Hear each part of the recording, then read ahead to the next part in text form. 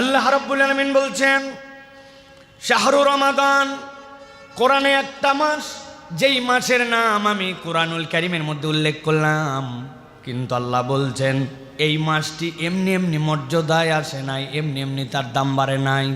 এই মাসের নাম এমনি এমনি আমি উল্লেখ করি নাই। আল্লাহ বলছেন আল্লাযী উনজিলা ফীল কুরআন, এই মাসের মর্যাদা বৃদ্ধি পেয়েছে। এই মাস আর 11টি মাস থেকে আলাদা হয়েছে।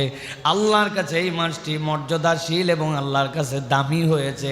আল্লাহ বলছেন এর একমাত্র কারণ রব্বুল আলামিন এই মাসের মধ্যে তোমাদের জন্য কোরআন অবতীর্ণ করেছেন। কোরআন অবতীর্ণ করে কেন এত দাম বেড়ে গেল? কোরআনুল কারীমের দ্বারা কেন রমাদানের দাম বাড়ল? মুফাসসিরিনে কেরাম ব্যাখ্যা করেছেন, দুনিয়ার মানুষ, আল্লাহ রাব্বুল আলামিন দুনিয়াতে যা কিছু দেখতে পাও এইগুলা আল্লাহ রাব্বুল আলামিনের সৃষ্টি। ইযা আরাদা শাইআন আন ইয়াকুলা লাহু কুন ফায়াকুন, আল্লাহ নির্দেশ করেছেন হও, সাথে সাথে সেটা হতে বাধ্য হয়ে যায়। কিন্তু দুনিয়ার মানুষ জেনে রাখো, তোমার ঘরে যে মুদ্রা লিপিতে তোমার কাছে কোরআন আছে, যেইটা তুমি উচ্চারণ করে করে পাঠ করো, এইটা আল্লাহ বলেছেন হও আর কোরআন হয়ে গেছে, বিষয়টা এরকম নয়। বরং কোরআনটা হচ্ছে আল্লাহ রাব্বুল আলামিনের পক্ষ থেকে নিয়ামত। এমন এইটি আল্লাহর কালাম, এটি আল্লাহ রাব্বুল আলামিনের সৃষ্ট নয়, বরং আল্লাহর কথাটুকুকে আল্লাহ এখানে রেখেছেন। এইটা আল্লাহর অন্য মাখলুকের মতো মাখলুক নয়, কালামুল্লাহকে আল্লাহ কোরআনে রেখেছেন। তুমি যখন কোরআন তেলাওয়াত করো, আল্লাহর বাক্যগুলি আল্লাহ তোমার ঠোঁট দিয়ে, জিহ্বা দিয়ে বের করে। আল্লাহ রাব্বুল আলামিন এই জন্য বলছেন তোমাদের জন্য যে কোরআন দিলাম, এই কোরআন কেন দিলাম আর এই কোরআনকে কেন মর্যাদাশীল করলাম? আল্লাহ বলছেন ওয়া বাইয়িনাতিম মিনাল হুদা ওয়াল ফুরকান, কোরআন তোমাকে কেবলমাত্র তেলাওয়াতের জন্য দেওয়া হয় নাই, কেবলমাত্র বুকে জড়ায় ধরে চুমু খাবে এই জন্য দেওয়া হয় নাই। যদিও চুমু খেলেও তোমার জন্য আল্লাহর শায়েরকে মর্যাদা দেওয়ার জন্য তুমি আল্লাহর কাছে সম্মানিত হবে, তেলাওয়াত করলে তুমি সওয়াব পাবে। কিন্তু রব্বুল আমিন বলছেন এই কোরআনকে বেসিক্যালি দেওয়া হয়েছে বাইয়িনাতিম মিনাল হুদা ওয়াল ফুরকান, তোমার কাছে সুস্পষ্ট একটা রাস্তা দেখিয়ে দেওয়ার জন্য, এবং সত্যের সাথে মিথ্যার যে পার্থক্য আছে এই পার্থক্যটা আল্লাহর পক্ষ থেকে তোমার কাছে তুলে ধরার জন্য এই কোরআন এসেছে। সুবহানাল্লাহ। একটা সত্য আছে, একটা মিথ্যা আছে, একটা হক আছে, একটা বাতিল আছে। আল্লাহ বলছেন এই দুইটা তোমার সামনে স্পষ্ট করানোর জন্য আমি রব্বুল আমিন কোরআন দিয়েছি। আর এই কোরআন তোমার জন্য হুদা, হেদায়েত।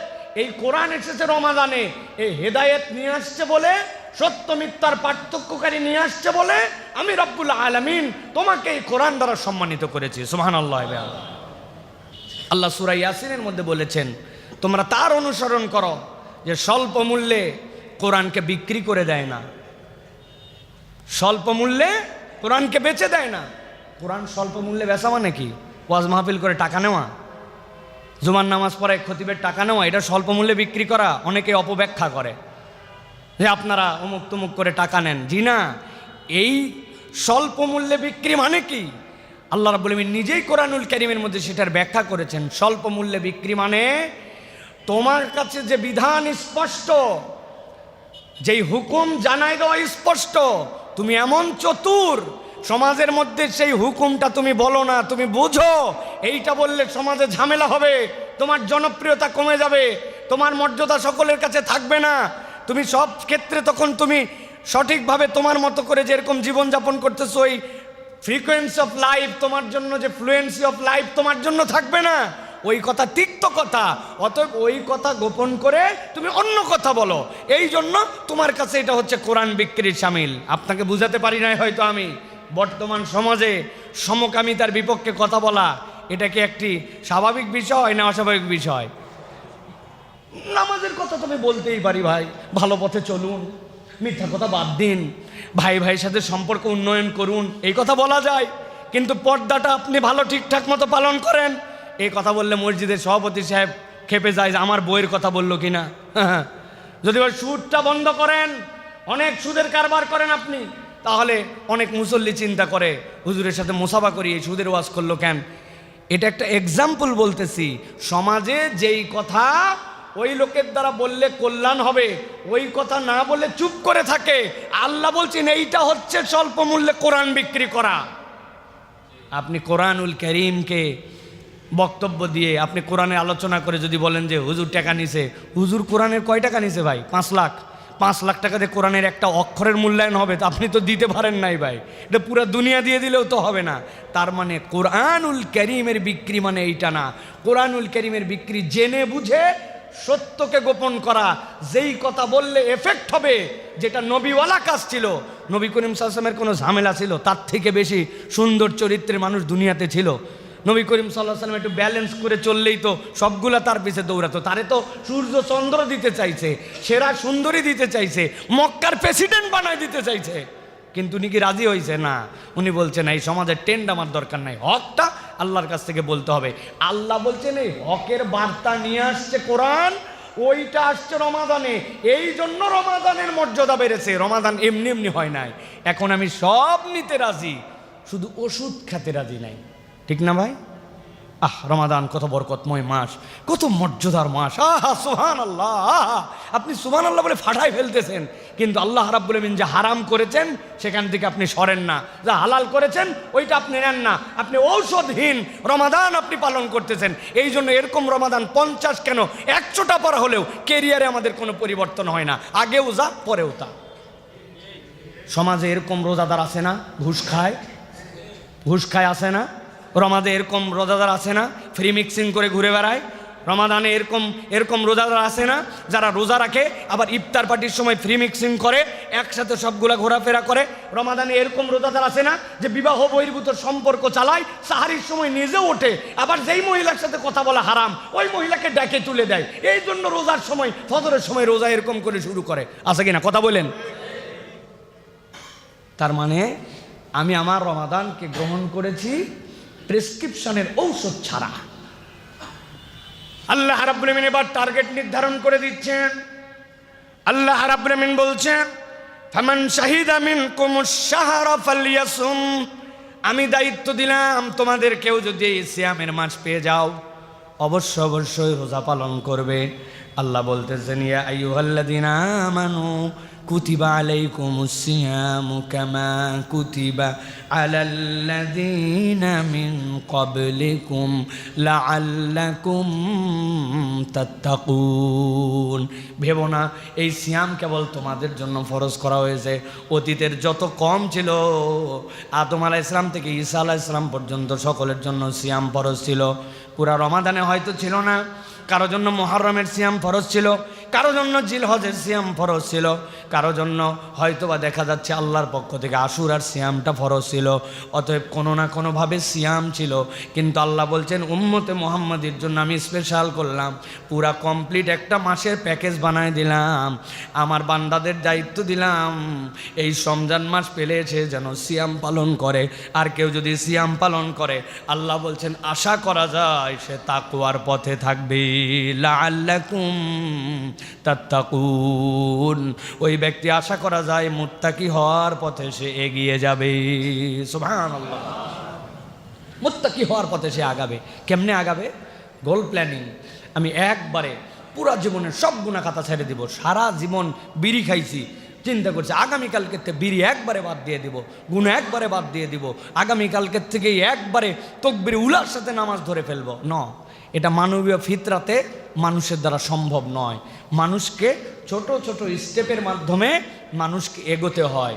আল্লাহ রাব্বুল আমিন বলছেন লাআল্লাকুম তাত্তাকুন, এই রমাদান তোমাকে ছোট ছোট ফুট স্টেপ, তোমার স্টেপ মার্কগুলো নির্ধারণ করে দিবে। বেটা তুমি দিনের বেলা রোজার অবস্থায় তুমি সিগারেটটা খাও না, তাহলে তুমি তো দেখছোই 15 ঘন্টা তুমি না খেয়ে থাকতে পারো। তাহলে আস্তে করে রাতও বাদ দাও, আস্তে করে 1 মাস 1 সপ্তাহ 1 সপ্তাহ করে তুমি 1 মাস বাদ দাও। ওই লোক তখন আল্লাহর কাছে কোনো অজুহাত দিতে পারবে না যে আল্লাহ আমি তো কোনো উপায় ছিল না, নিরুপায় হয়ে খাইছিলাম না। রব্বুল আলামিন তাকে একটা প্ল্যানিং দিয়েছেন, এই প্ল্যানিংয়ে সে বাস্তবায়িত হয়ে আস্তে করে গুনার পথ থেকে ভালোর পথে আসছে। ওই লোক নামাজ আগে কন্টিনিউ করতো না, কিন্তু রমাদানে আল্লাহ বলছেন তুমি 5 ওয়াক্ত সালাত আদায় করতে শুরু করো। জামাতের সাথে সালাত আদায় করতে শুরু করো। একটা বান্দা যদি 30 দিন সালাতে অভ্যস্ত হয়, তাহলে সাবকনশাস মাইন্ডে মানুষ ওই কাজগুলিতে অভ্যস্ত হয়ে যাবে। আপনি 40-50 দিন ফজরের নামাজ টানা মসজিদে যে আদায় করে দেখেন, দুনিয়ার কোনো শক্তি নাই, কোনো অ্যালার্ম লাগবে না, কিচ্ছু লাগবে না, ফজরের সময় অটোমেটিক রব্বুল আলামিন আপনাকে জাগায় দিবেন, ঠিক কি না? এটা নিয়ম, এটা মানবীয় ফিতরাত। আল্লাহ রাব্বুল আলামিন অটোমেটিক আপনাকে করে দিবেন। অনেক সময় ঘরের মধ্যে আলো থাকে না, আপনি আপনার বাথরুমের সিটকানি পর্যন্ত অটোমেটিক হাতের কাছে পেয়ে যান। কারণ কি? অভ্যস্ততা। আপনি আপনার বাথরুমের রাস্তা চিনেন, সিটকানির রাস্তা চিনেন, অন্ধকারের মধ্যে কল কোথায় ছাড়তে হবে জানেন, বদনাটা ধরে ফেলেন, কিছুই লাগে না। মানুষ এরকম অনেক কিছুই করে ফেলতে পারে। আর এই পৃথিবীতে মানুষ যা করে তার 90% কাজ অবচেতন মনে করে, চেতন মনে নয়। আপনি হিসাব মিলালে বুঝবেন, আপনি যা করেন অবচেতন, আপনি চেতনের কাজ নাই বললেই চলে। আমি মসজিদে আসার আগে আজকে কি প্ল্যান করে আসছি যে আমি কতবার হাত নড়াবো? আমার কোনো প্ল্যান আছে ভাই? অবচেতন মনে এটা আমি করে যাচ্ছি।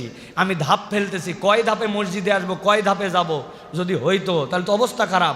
ডাক্তার যদি বলে দিত আপনার হার্টের অবস্থা খারাপ, প্রতি মিনিটে আপনি 20 বার করে নিঃশ্বাস নেবেন, ওই লোক তো 10 মিনিটের মধ্যে শেষ। ও 1 2 3 4 5 6 7 8 9 এরকম করে যদি হিসাব করার নিঃশ্বাস ফেলা লাগতো তো 10 মিনিটের মধ্যেও শেষ, ওর ক্যারিয়ার বরবাদ। আমরা আমাদের জীবনে যা করি ম্যাক্সিমাম কাজ আমরা অবচেতন মনে করি। আল্লাহও বলছেন লাআল্লাকুম তাত্তাকুন, আমি তোমার লাইফ স্টাইলেই আমি তাকওয়াকে ঢুকাই দিতে চাই। ওইটা এমনি এমনি আসবে না। রমাদানের প্র্যাকটিসে ও জামাতবদ্ধ নামাজ আদায় করছে, রমাদানের প্র্যাকটিসে মিথ্যা ছেড়েছে, রমাদানের প্র্যাকটিসে ঝগড়াবাদ দিছে, রমাদানের প্র্যাকটিসে চোখের গুণাবাদ দিছে, রমাদানের প্র্যাকটিসে ও দান খয়রাতের অভ্যস্ত হয়েছে। আল্লাহ বলছেন এরপরে ফকির আসলে তখন মুখ দিয়ে বলতে মন যাবে না মাফ করো, তখন পকেটে অটোমেটিক হাত চলে যাবে। আল্লাহ বলছেন এই ট্রেনিংয়ের জন্য আমি রমাদান মাস দিয়েছি। সুবহানাল্লাহ। প্রিয় ভাইয়েরা, আমি অনেক সময় বলি, আমরা অনেকে বাইক চালায়, অনেকে গাড়ি চালায়।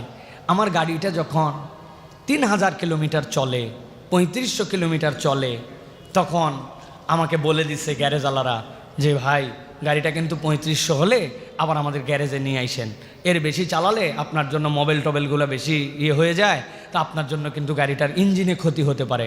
আমি তো 3200 কিলোমিটার বেশি গাড়ি চালাই না, চিন্তা করছে 3500 তো আমার দামি ইঞ্জিন যদি ক্ষতি হয়ে যায়, আমার গাড়ির যদি ক্ষতি হয়, ভাই 300 কিলোমিটার কম চলা।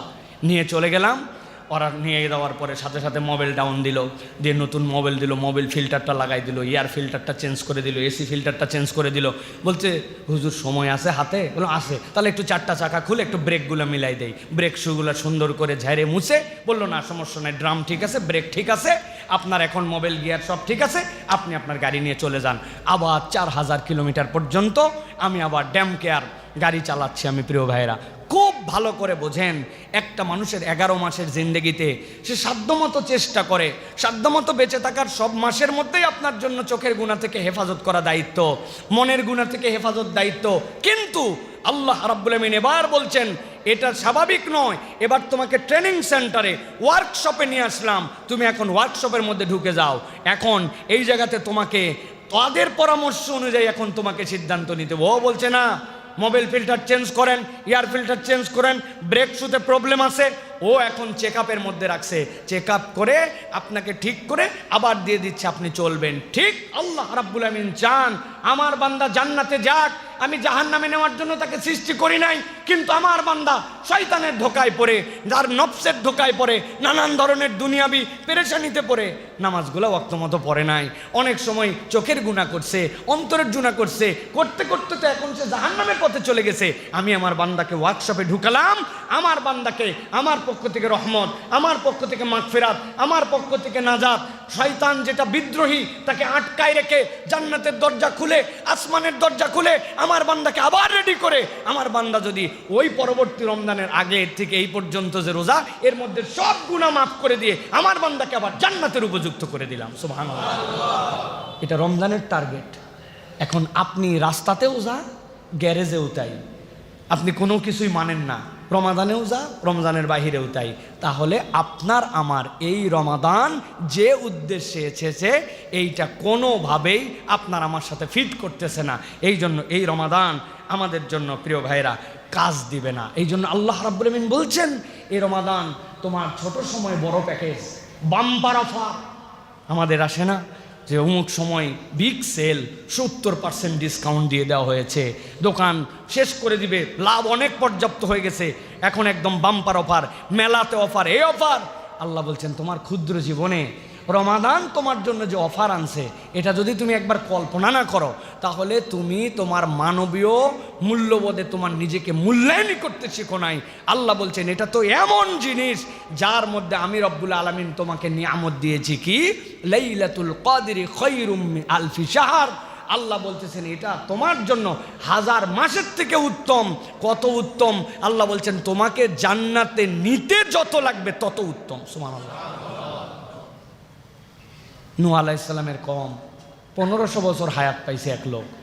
এ যদি 15 বছরে বালেগ হয় তো 1500 বছর হায়াতে 1485 বছর কম বেশি আল্লাহ রাব্বুল আলামিনের জন্য নামাজ কালাম ইবাদতের সুযোগ পাইছে।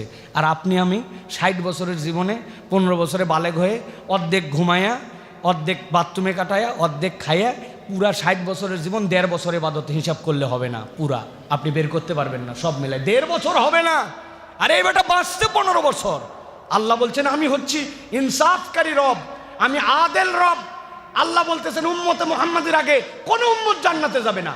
নূহ আলাইহিস সালামের উম্মতের সমস্যা কোথায়? 1500 বছর ইবাদত করছে, আল্লাহর কাছে ধরবে তো। আল্লাহ আমি 1500 বছর, এবার 60 বছর। এ তো মরিচ গাছ, আমি হচ্ছে বট গাছ, ঠিক না ভাই? এ তো মরিচ গাছ, ঘাস। আমি হচ্ছে তাল গাছ, আর হচ্ছে ঘাস। তুমি তাল গাছ বাদ দিয়ে ঘাসে ঢুকাচ্ছ জান্নাতে, ব্যাপারটা কি? আল্লাহ বলবেন আমলনামা চেক করে দেখো। আমলনামা চেক করে দেখা যাবে লাইলাতুল কদরি খায়রুম মিন আলফি শাহর। আমি আল্লাহ, আমি যে জান্নাত দেবো, আমি প্যাকেজ ঘোষণা করে রাখছিলাম, এই রাত যদি কেউ পাই আমি তারে দিয়ে দিব, তোর সমস্যা কোথায়? আমি আমার মালিক, দুনিয়ার মালিক, আমি জান্নাতের মালিক আল্লাহ। আল্লাহ মিলায় দেখবেন ওই বান্দার আলফি শাহর, আল্লাহর এটা হচ্ছে একটা বর্ণনা মাত্র। আল্লাহ বলছেন ওকে যা দিয়ে জান্নাতে ঢুকতে হবে ওই পর্যন্ত আমি তাকে দান করে দিব। সুবহানাল্লাহ। ওই মাস রমাদান আমি খুব প্রশংসা করলো, ওয়াহ মাশাআল্লাহ, কত গুরুত্বপূর্ণ মাস রমাদান। রমাদানের মতো মাসই হয় না। এই মাসে কোরআন এসেছে, এই মাসে আল্লাহ রাব্বুল আমিন দয়া করে। এগুলো ওয়াজ করে ওষুধ খাই নাই, বুঝছেন তো না? ওষুধ খাই নাই, কাজ হবে তো না? রমাদানের গুণকীর্তন করে কাজ হবে তো? ওষুধ কি? ওষুধগুলো আপনাকে গ্রহণ করতে হবে প্রিয় ভাইরা। রাসূলুল্লাহ সাল্লাল্লাহু আলাইহি ওয়াসাল্লামের 3টা হাদিস আপনাদের কাছে বলবো। নবী করিম সাল্লাল্লাহু আলাইহি ওয়াসাল্লাম বলছেন আতাকুম রমাদানুন শাহরুন মুবারাক ফারাদাল্লাহু আযজা ওয়া জাল্লা আলাইকুম সিয়ামাহু তুফতাহু ফীহি আবওয়াবুস সামা। আল্লাহ নবী বলতেছেন এই রমাদান, যে রমাদানের ভিতরে আসমানের দরজা আল্লাহ খুলে দেন। সুবহানাল্লাহ।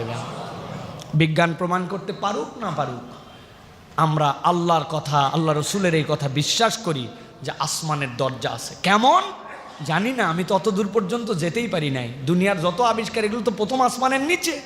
আর আমার নবী সাল্লাল্লাহু আলাইহি ওয়াসাল্লাম 7 আসমান ভেদ করে গিয়েছেন। যাওয়ার পরে জিজ্ঞাসা করা হয়েছে তুমি কে? বলে জিব্রাইল। তোমার সাথে কে?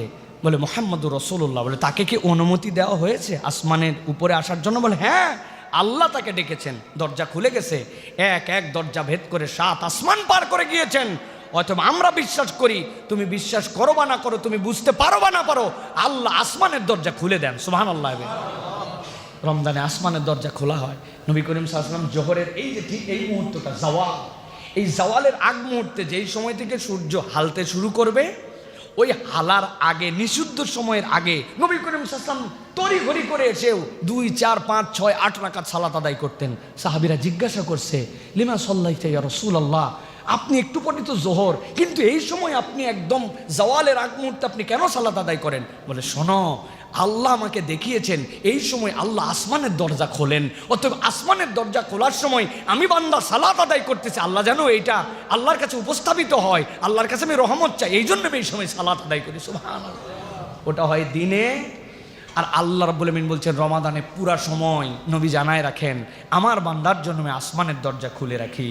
আল্লাহ বলতেছেন তুগলাকু ফীহি আবওয়াবুল জাহিম, জাহান্নামের দরজাকে বন্ধ করে দেওয়া হয়। ওয়া তুগাল্লু ফীহি মারদাতুশ শায়াতিন, শয়তানকে জিনজিরাবদ্ধ করা হয়, বিদ্রোহী শয়তান তাকে আটকানো হয়।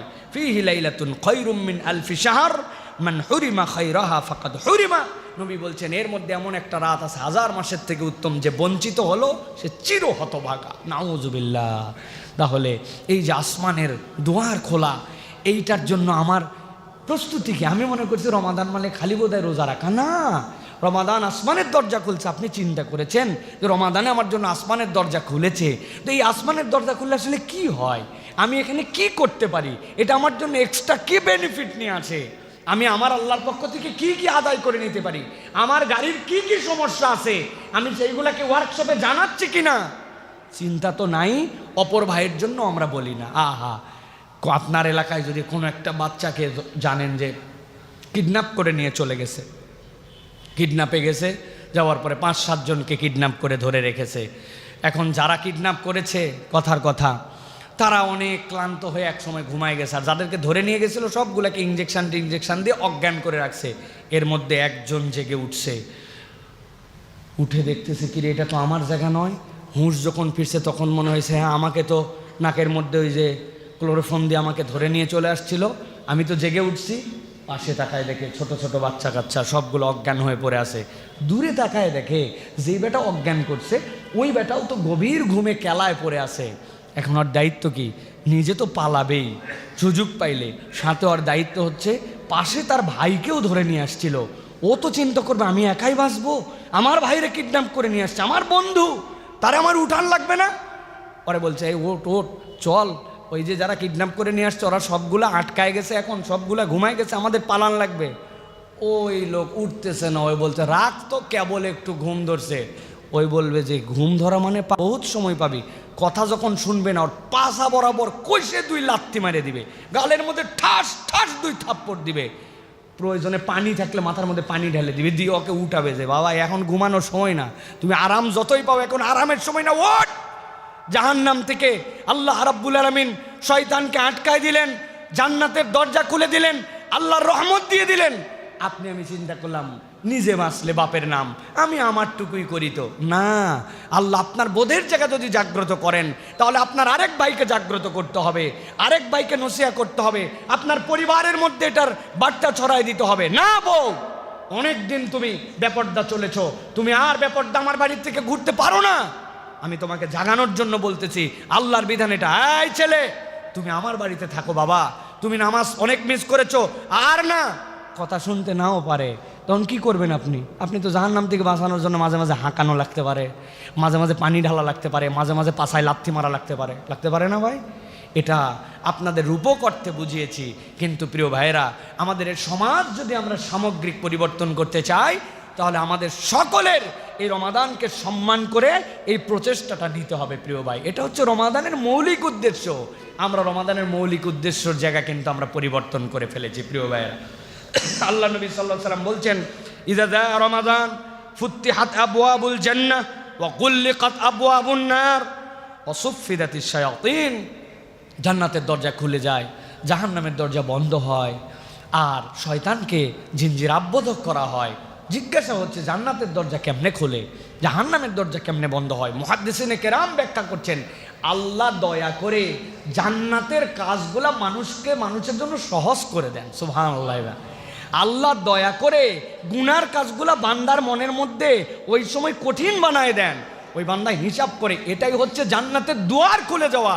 যেই মানুষ বেনামাজি ও চাঁদ উঠলে চিন্তা করে অন্ততপক্ষে রমাদানে যদি আমি নামাজটা না পড়ি, তৈরি হয় না এই ফিলিংস ভাই? এই অবস্থা আমাদের মধ্যে তৈরি হয় না? একটা পরিবর্তন অটোমেটিক তৈরি হয় আমাদের মধ্যে। আল্লাহ বলতেছেন এটা তোমার জন্য একটা পজিটিভ আল্লাহর পক্ষ থেকে, তোমার পক্ষ থেকে সুযোগ দেওয়া হয়। কিন্তু আমরা এমন হতভাগা, আমরা এমন দুর্ভাগা যে আমরা এইগুলার মূল্যায়ন করি না। আগে রমাদানে তাও একটু উৎসাহ উদ্দীপনা ছিল, এখন উৎসাহ উদ্দীপনাও আমাদের মধ্যে থেকে হারায় যাচ্ছে, ঠিক না ভাই? রমাদান আসতেছে, রমাদান গ্রহণ করতে হবে। আমি যদি জিজ্ঞাসা করি হিজরি সাল কত এবার ভাই বলেন তো, বলেন না কততম রমজান রাখতেছেন? 2025-এর রমাদান না? হ্যাঁ, আমাদের কি অবস্থা চিন্তা করেন। আপনার সন্তানকে যদি জিজ্ঞাসা করেন রমাদানের আগের মাস কি বাপ, পরের মাস কি, বলে রমাদানের আগের মাস জানুয়ারি, ফেব্রুয়ারি, আর রমাদানের পরের মাস এপ্রিল না মার্চ। এইটা কি রমাদানের আগের পরের মাস? না, রমাদানের এই যে আমাদের মধ্যে থেকে ধর্মীয় চেতনাগুলা নামতে নামতে নামতে আমরা যে কোথায় যে ঠেকায় গেছি প্রিয় ভাইরা। এই জন্য অন্তত পরিবারে একটু উৎসাহ দেন, বাচ্চা কাচ্চাকে একটু জাগরুক করেন। আমি তো আমার বাচ্চাদের জন্য সব সময় বলি, ওদের প্রস্তুতি শুরু হয়ে গেছে রমাদানের, তারা সুন্দর করে প্ল্যাকার্ড লিখছে। আমার বাড়ির মধ্যে সাধ্যের মধ্যে যতটুকু ওই চাঁদ, ওই তারা, ওইটা ঝুলানো, তাদের মধ্যে একটা উৎসাহ দেওয়া রমাদানের জন্য। প্রথম রোজা, তারপরে কোন রোজা, তারপরে রমাদানে কি করবে, ছোটোবেলার থেকে এই উৎসাহগুলি দেওয়া, এই উদ্দীপনাগুলি দেওয়া। অনেক সময় মনে হবে এটা লোক দেখানো, লোক দেখানো, কিন্তু এটা লোক দেখানো নয়। আপনি একটা বড় কিছুর প্রাপ্তিতে আপনি আপনার ছোট জেনারেশনকে রেডি করতেছেন, তাদেরকে মেন্টালি এটার জন্য বিল্ড আপ করতেছেন। এটা আল্লাহ চান, এটা হচ্ছে রমাদানের একটা সম্মান প্রিয় ভাইয়েরা। আরেকটা হাদিসের কথা আমরা শুনি প্রিয় ভাইয়েরা, চলেন যে হাদিস দ্বারা আমরা বোঝার চেষ্টা করব যে সিয়ামের আসল কাজ কি আর তাকওয়ার আসল জায়গাটা কোথায়, তাকওয়ার আসল জায়গা কোথায় আর সিয়ামের আসল কাজ কি। প্রিয় ভাইয়েরা, ভালো করে একটা জিনিস হৃদয় থেকে অনুভব করার জন্য চেষ্টা করেন। কি সেইটি? দুনিয়ায় যত আমল আপনি করেন, ভালো করে কথাটা শুনেন, দুনিয়ায় যত আমল আপনি করেন সব আমল মানুষ দেখতে পারে, কারেকশন দিতে পারে। একজন সালাদ আদায় করতেছে, আপনি দেখছেন সালাদ আদায় করছে, ওই লোকটা এক সপ্তাহ মসজিদে আসে নাই, আপনি বুঝছেন ওই লোকটা আসে নাই, তাহলে নামাজ পড়া নামাজ না পড়া দেখা যায়। জাকাত, এই লোকের যে সম্পদ আছে হিসাবে জাকাত দেওয়ার কথা, কেউ না কেউ কারেকশন, আপনার ম্যানেজার হলেও বের করে ফেলতে পারবে উনি ঠিকঠাক মতো হয়তো জাকাত দেয় নাই। হজ আপনি করেছেন কি করেন নাই এটা তো সকলের সামনেই দেখা যায়। তার মানে দুনিয়াতে যতগুলি এবাদত, এই এবাদতগুলি দেখা যায়, এই এবাদতগুলির একটা বাহ্যিক রূপ আছে। একমাত্র এবাদত যেটা সিয়াম, যেটা বাহির থেকে আপনি আসেন কি না আসেন কেউ এটা দেখতেও পারে না, বলতেও পারে না। একজন বেরাজদার যদি আপনার এখানে এসে বলে আমি রোজা আছি, আপনি কি দিয়ে প্রমাণ করবেন যে রোজা নাই? আপনার তো কোনো প্রমাণ করার সুযোগ নাই। বাথরুমের ভিতরে যাই খাইছে, হোটেলে খাইছে, পরিবার জানে না, বাহিরে যায় খেয়ে নিছে, অথবা কোনোভাবে তার মধ্যে রোজা ত্যাগ করে ফেলছে, আপনি বলতে পারবেন না। তার মানে সিয়াম একমাত্র ইবাদত যেটা আপনার ব্যক্তির সাথে সম্পর্কিত আর আল্লাহর সাথে সম্পর্কিত। এই জন্য আল্লাহ রাব্বুল আলামিন বলেছেন আস-সাওমু লি ওয়া আনা আজজি বিহ, সিয়াম হচ্ছে কেবল আমার জন্য। দুনিয়ার সব ইবাদতের হিসাব করে আল্লাহ রাব্বুল আলামিন সওয়াব দিবেন, কিন্তু আল্লাহ সিয়ামের কি দিবেন আল্লাহ বলছেন সেটা বললাম না। আল্লাহ বলে রাখছেন সিয়াম আমার জন্য আর সায়েমের জন্য আমি আল্লাহই হচ্ছে রিওয়ার্ড। সুবহানাল্লাহ। আল্লাহ স্বয়ং ওই বান্দার জন্য, রোজাদারের জন্য আল্লাহর পক্ষ থেকে রিওয়ার্ড। আল্লাহ রাসূল সাল্লাল্লাহু আলাইহি ওয়াসাল্লাম বলছেন কুল্লু আমাল ইবনে আদম লাহু ইল্লা সিয়াম, প্রত্যেক আদমের, বনি আদমের ইবাদত তার জন্য, শুধুমাত্র সিয়াম ছাড়া। ফাইন্নাহু লি ওয়া আনা আজজি বিহি, নিশ্চয় জেনে রাখো সিয়াম আমার জন্য, কেবল বান্দা কেবল আমার কাছেই ওটা উপস্থাপন করতে পারে আর আমি আল্লাহ তাকে এই সিয়ামের জন্য রিওয়ার্ড দান করব। ও সিয়ামু জান্নাহ, এরপরে নবীজি বলছেন জেনে রাখো তোমাদের জন্য সিয়াম হচ্ছে ঢাল স্বরূপ। ঢাল স্বরূপ তোমাকে কেউ তীর মারতেছে, তোমার কাছে যদি ঢাল না থাকে তোমার বুকে লেগে যেতে পারে, কপালে লেগে যেতে পারে। নবীজি বলছেন সিয়াম ইমানদারদের জন্য ঢাল স্বরূপ। এখন কিসের থেকে সিয়াম আমাকে হেফাজত করে? কিসের জন্য আমার জন্য ঢাল? কোন ক্ষেত্রে সে আমাকে প্রতিরক্ষা করে? আল্লাহ রাসূল সাল্লাল্লাহু আলাইহি ওয়াসাল্লাম বলছেন ওয়াইদা কানা ইয়াউমু সাওমি আহাদিকুম ফালা ইয়ারফুস ওয়ালা ইয়াসখাব। নবীজি বলছেন জেনে রাখো যদি তোমাদের মধ্যে থেকে কেউ সিয়াম পালন করে, আমি আল্লাহর পক্ষ থেকে জেনে বললাম দুইটা জিনিস থেকে যেন সে নিজেকে মুক্ত রাখে। একটা কি, সে যেন গুনাহ খাতা না করে, আর দুই নম্বর হচ্ছে সে যেন তার নিজেকে সামলায় নিয়ে চলে। গুনাহ খাতা মুক্ত সিয়াম তার লাগবে। আপনাকে এই সিয়াম আপনার গুনাহ খাতা মুক্ত হওয়ার ট্রেনিং আপনার জন্য উপস্থাপন করে। মুসলমান একজন, তাকে যদি বলেন তুই চুরি কর, মুসলমান নামাজি, সে চুরি করতে পারবে না। নামাজ বাদ দে, নামাজ বাদ দেবে কিভাবে? যাকাত দিস না, শয়তান উস্কাই দিছে, চিন্তা করবে আল্লাহ তোমার সম্পদ না দেই কেমনে। কিন্তু যেই মুসলমান নামাজ পড়ে, যেই মুসলমান হজ করে, যেই মুসলমান দুনিয়ার ভালো কাজ করে দেখবেন ওই মুসলমানও এমন কতকগুলা গুনাহ করে যেটাকে সে গুনাহই মনে করে না, মুখ দিয়ে এমন কথা ভরভরায় বলে যেই কথাকে গুনার কথা এটা তার টেনশনের মধ্যে নয়, চিন্তার মধ্যেও নাই। 10 বন্ধু মিলে বসছে, হেন কোনো কথা নাই তার মুখ দিয়ে বের হয় না, এমন কোনো গালি নাই তার মুখ দিয়ে আসে না, এমন কোনো ধরনের বাজে কথা নাই যেগুলো তার মুখ দিয়ে আটকায়। ওইগুলো বলে আবার সালাত আদায় করতে চলে আসে, ওইগুলা বলে আবার জাকাত দিয়ে দেয়, ওইগুলা বলে হজের সফর করে চলে আসে, কিন্তু তার আচরণও চেঞ্জ হয় না, তার মুখও চেঞ্জ হয় না। এই জন্য নামাজি হাজি এই মানুষগুলারও মুখের যে অপরাধ, মুখের যে গুনাহ, এইটা সে মুক্ত হতে পারে না। নবী করিম সাল্লাল্লাহু আলাইহি ওয়াসাল্লাম বলছেন, ফা ইন সাব্বাহু আহাদুন আও কাতালাহু ফালইয়াকুল ইন্নী ইমরুউম সাইম। তাকে যদি কেউ এসে গালি দেয় অথবা তার সাথে কেউ যদি মারামারি করতে আছে, ঝগড়াঝাটি করতে আছে, সে যেন বলে দেয় আজকে আমি রোজা অবস্থায় আছি, আমি তোমার সাথে মুখ দিয়ে কথা বলে গালাগালি করতে পারবো না, ঝগড়াঝাটি করতে পারবো না, মারামারি করতে পারবো না, আমি সায়েম। আল্লাহ নবী বলছেন একমাত্র সিয়াম তোমার জন্য এই জুন্নাহ, তোমার জন্য এটা ঢাল। কোনো ইমানদার যদি এই প্র্যাকটিস করে তাহলে তার জীবনের অন্য গুনাহ ছাড়া আর কোনো ব্যাপারই না। সুবহানাল্লাহ। নবীজি বলছেন যদি তুমি কিছু বলতে চাও তাহলে তুমি ভালোটি বলো, আর যদি না বলতে পারো তাহলে চুপ করে থেকো। পৃথিবীতে একটা ইবাদত, ব্যতিক্রম ইবাদত, আর কোনো ইবাদত এরকম নাই। সবাই গল্প গুজব করতেছে, ফাউল কথা বলতেছে, আর আপনি চিন্তা করছেন আমি কোনো কথা বলবো না, কথা বললে এই জায়গাতে আজগুবি কথা হবে, প্রথমে চুপ করে আসি। আপনি যদি নিয়ত করে চুপ করে থাকেন, আপনি যতক্ষণ কথা বলবেন না, এমনকি সুবহানাল্লাহ বলেন নাই, আলহামদুলিল্লাহ বলেন, কোনো তাসবিহ বলেন নাই, খালি চুপ করে আসেন, আল্লাহর ডান কাঁধের ফেরেশতা লেখে হয়রান হয়ে যাবে, আপনার আমল নামায় শুধু সোয়াব আর সোয়াব লেখা হবে। আর আমাদের অবস্থা কি? কোনো একটা কথা না বললে ভিতরে উসখুস করে, 5 জন মিলে গল্প করতেছে, এখন আমি যদি যে কিছু একটা না বলি কেমনে, কতক্ষণ সহ্য করা? যারা ভুল কথা বলেই যাচ্ছে, ওরা বলেই যাচ্ছে এবার ডোনাল্ড ট্রাম্প ক্ষমতায় আসবে না। আমি যদি পণ্ডিতি না ফলায় একটা কথা যদি না বলি, কোথায় ডোনাল্ড ট্রাম্প আর কোথায় আমি?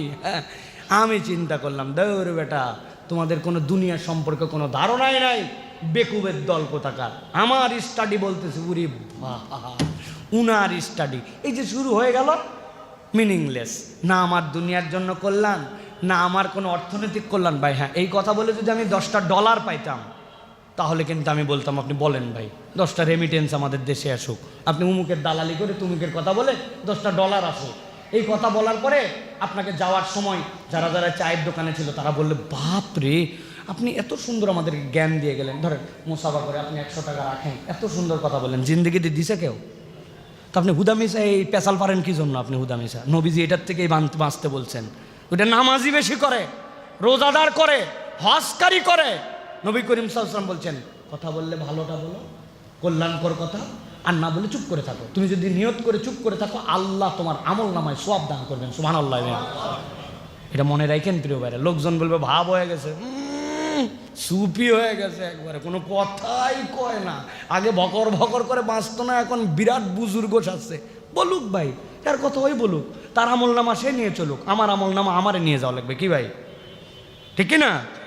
এই জন্য নবী করিম সাল্লাল্লাহু আলাইহি ওয়াসাল্লাম বলছেন সিয়াম তোমাকে এটা শিখায়। ওয়াল্লাযী নাফসু মুহাম্মাদিন বিয়াদিহি লাখুলুফু ফামিস সাইমি আতয়াবু ইনদাল্লাহি মিন রিহিল মিসকিল লিস-সাইম। আল্লাহ নবী বলছেন আল্লাহর কাছে আমি কসম করে বলতেছি, মুহাম্মাদের প্রাণ যার হাতে, কোন রোজাদার যদি বিশুদ্ধভাবে রোজা রাখে আর তার মুখের মধ্যে ওই পেটের ক্ষুধার কারণে এক ধরনের স্মেল আসে, ওটা দুর্গন্ধ না, ভুল বুঝেন না। আপনার দাঁতের মধ্যে গোস্ত আটকায় আছে, দাঁত মেসওয়াক করেন না, 5 ওয়াক্ত নামাজের আগে আপনার মেসওয়াকের সাথে সম্পর্ক নাই, ব্রাশ করেন না, খাওয়ার শেষে ব্রাশ করেন না, ওইটা আপনার মুখের দুর্গন্ধ। ওই দুর্গন্ধ আপনি বুঝতে পারেন না, কিন্তু ওই দুর্গন্ধ আছে। কিন্তু নবীজি বলছেন এটা ভিন্ন, সে মুখ পরিষ্কার রাখছে, মেসওয়াক করছে, ক্লিন, কিন্তু তার স্টোমাকটা যে ফাঁকা, ওইখান থেকে এক ধরনের স্মেল আসে খালি পেটের। যদিও ওইটা সুখকর নয়, কিন্তু আল্লাহ ওই রোজাদারের স্মেলকে এত পছন্দ করেন, নবী বলছেন মুহাম্মদ সাল্লাল্লাহু আলাইহি ওয়াসাল্লামের প্রাণ যেই সত্তার হাতে, আমি তার কসম করে বলতেছি মিশকে আম্বরের সুগন্ধির থেকে আল্লাহর কাছে রোজাদারের এই গন্ধ পছন্দ। সুবহানাল্লাহ। কারণ কি? কারণ সে কারোর জন্য সিয়াম রাখে নাই। সে চাইলে চুরি করে পানি খাইতে পারত, চুরি করে খাইতে পারত, সে চাইলে চোখের গুনাহ করতে পারত, হাতের গুনাহ করতে পারত, কান দিয়ে বাজে কিছু শুনতে পারত, মন দিয়ে বাজে চিন্তা করতে পারত, সব বাদ দিছে। আর পেটের থেকে স্মেলটা আসতেছে, আল্লাহর কাছে ওইটা এত পছন্দনীয়। নবী করিম সাল্লাল্লাহু আলাইহি সাল্লাম বলছেন, লিস-সাইমি ফারহাতান, একজন রোজাদারের জন্য দুইটা আনন্দের সময়। একটা ইয়াফরাহুমা ইযা ইফতারা, নবী করিম সাল্লাল্লাহু আলাইহি সাল্লাম বলছেন ইফতারা, যখন কোনো রোজাদার ইফতার করে, আল্লাহ রসুল সাল্লাল্লাহু আলাইহি সাল্লাম বলছেন ওই ব্যক্তির আনন্দের দুইটার একটা হচ্ছে যেই সময়ে সে ইফতার করে, ওই ইফতারের মুহূর্তটুকু তার বিশাল আনন্দের। সুবহানাল্লাহ। এই আনন্দের অনেকগুলা ব্যাখ্যা আছে। ইয়াফরাহুমা ইযা ইফতারা, ওই ব্যক্তির ওই যে আল্লাহর পক্ষ থেকে যে সময়টুকু পেল, সে ওই সময়টুকুতে তার সারাদিন সিয়াম ছিল, তার সামনে খাদ্য আছে, এখন সে খাবার গ্রহণ করবে, আল্লাহর জন্য এখন সে করতেছে না, যে অপেক্ষা করছে, ওইটা একটা তার জন্য ব্লেসিং আল্লাহর পক্ষ থেকে। আল্লাহ ওই সময় তার দোয়া কবুল করেন।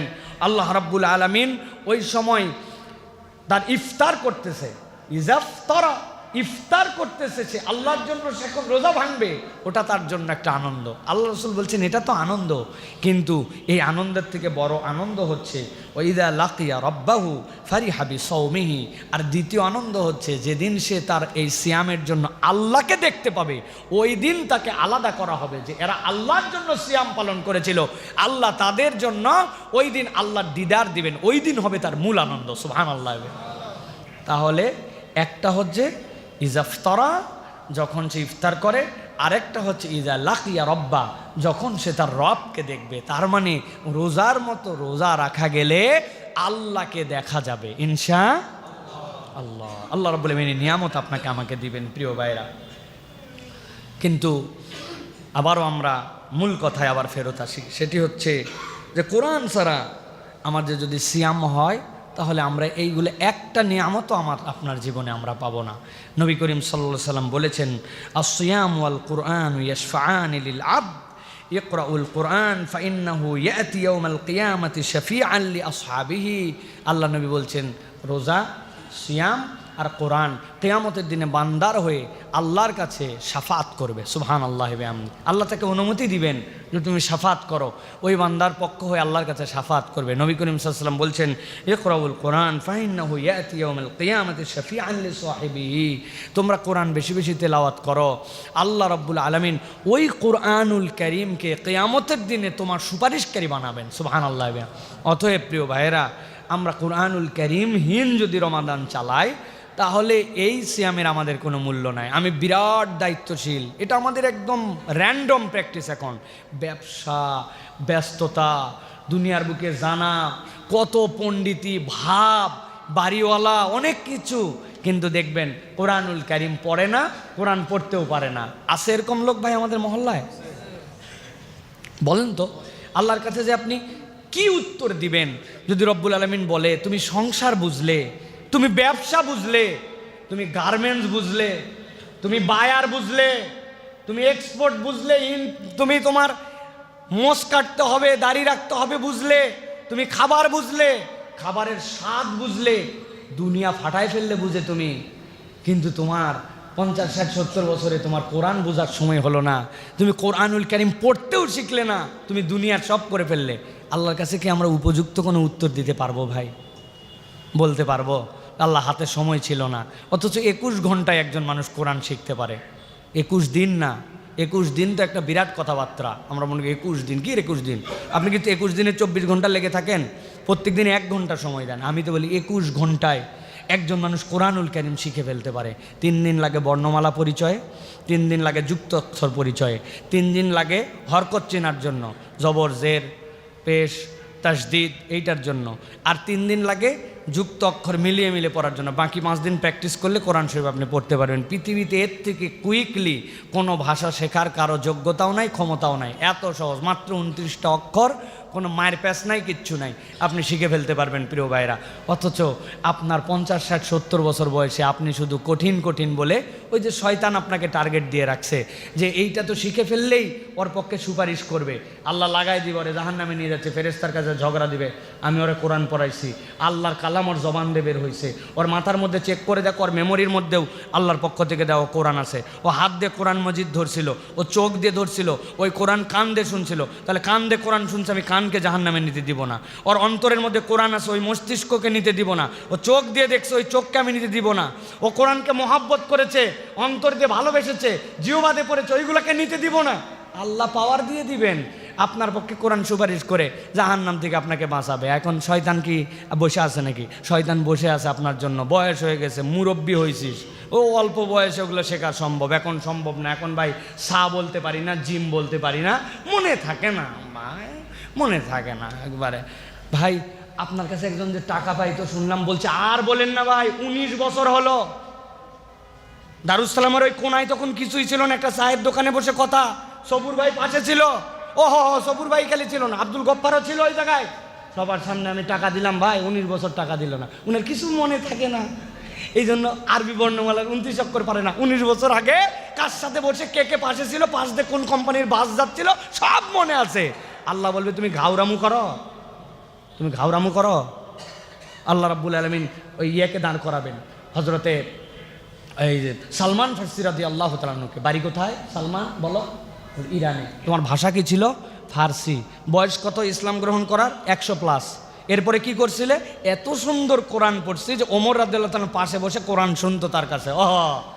তো উনি 100 বছর বয়সে ঈমান আনার পরে উনি কোরআন শিখে আরবের লোককে কোরআন শোনাতে পারছে। ফার্সি ভাষার লোক, উনিও আরবির লোক ছিল না, ইরানে বাড়ি, আর তুমি বাঙালি, তুমি নানান কৌশলে কোরআন শেখো নাই। আল্লাহ বলবে এইগুলোর একটারও মাটি যেন বাটাম ছোঁয় না, সবগুলো যেন পিঠ ফেটে যায়, একটাও বাটাম মাটিতে পড়বে না, সবগুলো পিঠে পড়বে আমাদের। যে সকল বুড়ারা এই সকল চালাকি করে দুষ্টামি করে আপনারা কোরআন শিখতেছেন না, আপনাদের জন্য এটা লাস্ট মেসেজ। বেশি কথা বললে আপনাদের সাথে বেয়াদবি হবে, কারণ আপনারা সোজাভাবে সোজা হবেন না। আমার যদি সুযোগ থাকতো এই মহল্লার সব বুড়াদেরকে বাধ্যতামূলক হাতের মধ্যে হাত করা লাগায় মসজিদে বাইন্ধে ফেলাতাম একবারে। এত পরিমাণ মুরব্বীরা হাজারা ঘোরে ওই কোনার মধ্যে বিনা কারণে, ওই যে কোনার মধ্যে যে ইয়ার দোকানটা আছে, ওই যে জুতা পালিশ করে, অযথায় দাঁড়ায় আছে জুতা পালিশ দেখতেছে। আমি একজন বললাম, চাচা আমি তো অনেকক্ষণ দেখলাম আপনি জুতা পালিশ করতেছেন, দাঁড়ায় থাকলে কষ্ট, আমি একটা টুল এনে দেয়, বসো। বলছে না না বাবা, আমার তো কোনো জুতা টুতা দেয়নি। আমি বললাম, কার কাছে আমি টুল অফার করলাম রে বাবা? আমি মুরব্বী দেখে মনে করছি উনি একটা টুল দেই, উনি বসুক। বলে না, এমনি একটু দাঁড়ায় আছে দেখতেছি, হ্যাঁ, ওনার কোনো কাম নাই। কিন্তু কোরআন যদি পড়তে বলেন, মসজিদে উদ্যোগ নেওয়া হবে, দেখবেন আর খুঁজে পাওয়া যাবে না, কাজের কোনো শেষ নাই। শরীরটা ভালো না, মাজাটা টান টান করতেছে, পেটটা গ্যাস, কেন যেন শরীরটা কয়দিন হলো খুব ম্যাজ মিছাই যাই, টিভির সামনে বসে রিমোট নিয়ে বুড়া চাঙ্গা হয়ে গেছে। আল্লাহর ওয়াস্তে আমরা একটু পরিবর্তন হই। কোরআন ছাড়া রমাদান মিনিংলেস। Please believe me. আপনি ডাক্তারকে সম্মান করেছেন, প্রেসক্রিপশনকে সম্মান করেছেন, আপনি ডাক্তারের পারফরমেন্স আপনি মুগ্ধ, কিন্তু আপনি মেডিসিন গ্রহণ করেন নাই। কোরআন হচ্ছে মেডিসিন। আল্লাহ এটাই বলছেন, শাহরু রমাদান আল্লাযী উনজিলা ফীহিল কুরআন হুদাল লিন্নাস ওয়া বাইয়িনাতিম মিনাল হুদা ওয়াল ফুরকান। আল্লাহ বলছেন এটা তোর জন্য হেদায়েত, সত্য মিথ্যার পার্থক্যকারী। অতএব আসুন আমরা এই রমাদানে কোরআন গ্রহণ করার জন্য চেষ্টা করি। রাজি আছি তো ইনশাআল্লাহ? রাজি আছি ইনশাআল্লাহ?